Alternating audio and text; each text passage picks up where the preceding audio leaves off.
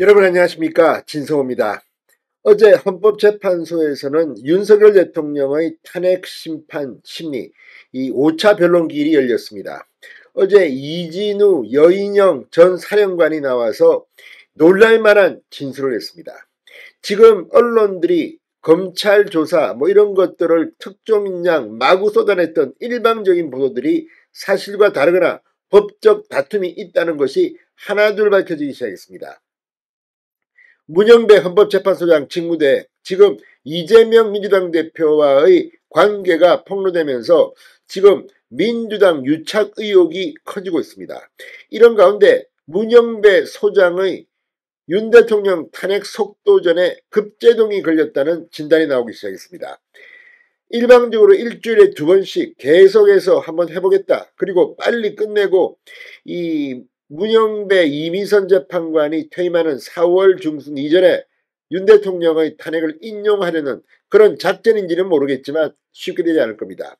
이제 여론이 뒤집히고 있고 또 진술이 뒤집히기 시작했습니다. 무엇보다도 어제 결정적인 증언들이 많이 나왔습니다. 자, 지금 일방적으로 주 2회씩 탄핵 심리를 하고 있는 헌법재판소. 그러나 이제 국민들은 보기 시작했습니다. 그동안 언론에 일방적으로 보도된 내용들이 얼마나 논란이 있는 것들인지 지금 그 밑둥그리가 휘청거리고 있습니다.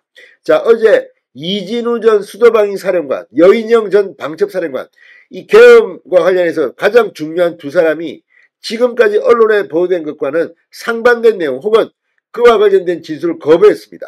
이 사람들은 지금 형사재판을 받고 있습니다. 또 홍장원 전 국정원 1차장의 증언도 윤 대통령에게 상당히 불리했는데 어제 정영식 주심재판관의 질문도 있었지만 이해하기 힘든 내용도 있었고 일부 정황은 초기에 말했던 것과 많이 변하고 있습니다. 이제 윤 대통령의 탄핵 조기 속도전은 이제 힘들 것 같습니다. 무엇보다도 이재명 지금 조기 대선을 빨리 해서 대통령 권자가 눈앞에 아른거릴지 모르지만 점점 더 당내에서도 입지가 위축되고 있는 것 같습니다. 역시 여론이 중요합니다. 진성호의 융단 폭격 시작합니다. 헌법재판소 더불어민주당을 융단 폭격합니다. 자, 이 비상계엄 선포의 위헌 불법성을 가르는 핵심 쟁점, 이 정치인 체포 지시, 국회의 계엄 해제 의결 저지 여부를 놓고 군 관련자들의 진술이 엇갈리기 시작했습니다. 무엇보다 이진우 전 수방사령관과 여인영 전 방첩사령관이 정치인 체포 지시를 받은 적이 없다는 취지로 진술하거나 답변을 거부하며 윤 대통령을 옹호했습니다. 홍장원 전 국정원 1차장은 윤 대통령의 체포 지시가 있었다고 재차 증언했지만 상당히 진실 여부가 오리무중으로 들어가고 있다는 분석도 나옵니다. 무엇보다도 국정원은 체포를 하고 하는 곳은 아닙니다. 자, 어제 헌법재판소에서 열린 탄핵심판 5차 변론기일이 이 정점을 찍었습니다. 자, 이걸 끝내고 윤 대통령의 변호인단이 방금 전 입장문을 올렸습니다. 이걸 보면 분명히 헌법재판소의 상황은 바뀌고 있습니다. 자, 대통령 변호인단은 방금 전 입장문을 내고 사실 왜곡과 오염된 진술이 밝혀졌다. 탄핵심판의 엄격한 증거 법칙이 적용되어야 할 이유를 설명했습니다. 자, 지금 수사기관은 일부 왜곡된 진술을 언론에 발표하고 언론은 이것이 기정사실인 양 보도하였다. 국회는 내란 국정조사 특별위원회를 구성한 뒤 입맛에 맞는 관계자들을 불러 자기들에게 유리한 증언을 하도록 자리를 마련했다. 심지어 무속인을 청문회에 불러 증언을 듣는 최악의 코미디를 연출했다. 국회의 권위와 대통령 탄핵이라는 사안의 중대성은 생각하지 않고 내란 몰이와 무속 프레임 씌우기에 급급하고 있는 거대 야당의 모습에 많은 국민들이 분노하고 있다. 재판이 진행 중인 상황에서 반대 신문권을 배제하고 일방의 주장만을 여과 없이 내보내는 것 자체가 법치 파괴다. 재판은 여론이 아니라 증거와 법리에 의해 이루어져야 함에도 이처럼 여론재판에 목을 매는 이유는 자명하다.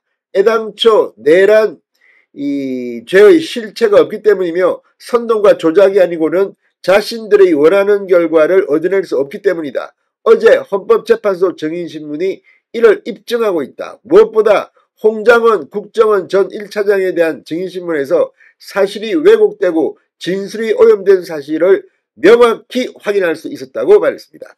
변호인단은 대통령에게 한동훈 대표의 체포 지시를 받았다는 진술은 대통령한테 지시받은 것이 아니고 방첩사령관이 자신에게 명단을 줬다는 것으로 국정원 정무회의 때 정치인 체포 지시를 보고했다는 것은 너무 민감한 사항이라 회의 끝나고 보고했다는 것으로 국정원장이 보고받은 사실이 없다고 하자 자신이 보고를 안 했을 수도 있고 국정원장이 기억을 못할 수도 있다는 것으로 계속 변경되었다. 방첩사령관이 체포 지시를 이야기한 사실도 없고 방첩사에 구금 시설도 없다고 한 점 역시 홍장원의 증언과 배치되었다. 홍장원은 체포 명단을 적은 메모에 대해 앞뒤가 맞지 않은 증언을 하더니 결국 재판관으로부터 재차 질문을 받고 오류가 있었다는 점을 시인하기까지 했다. 반대 신문이 제대로 보장되지 않았다면 홍장원의 사실 왜곡과 오염된 진술들은 여전히 사실로 받아들여졌을 것이다. 홍장원 대목이 상당히 중요합니다. 어제 정영식 주심재판관이 이걸 추궁했습니다. 이해하기가 힘들다는 겁니다. 자, 이제 판은 뒤집히기 시작했습니다. 그동안 문영배 헌법재판소장 권한대, 이미선, 정계선, 정정미, 아무튼 속도준호 윤 대통령을 어떻게 하려고 했을지 모르겠습니다. 그러나 시간이 흐를수록 지금 증인들의 말이 완전히 다르지 않습니까? 홍장원, 아무튼 이 문제는 앞으로 헌재가 아니라 법정에서 상당히 많은 다툼이 있을 겁니다. 일방적으로 민주당과 언론들이 주장했던 사실들 하나둘씩 무너지기 시작했습니다. 진성호의 융단 폭격이었습니다. 여러분 감사합니다.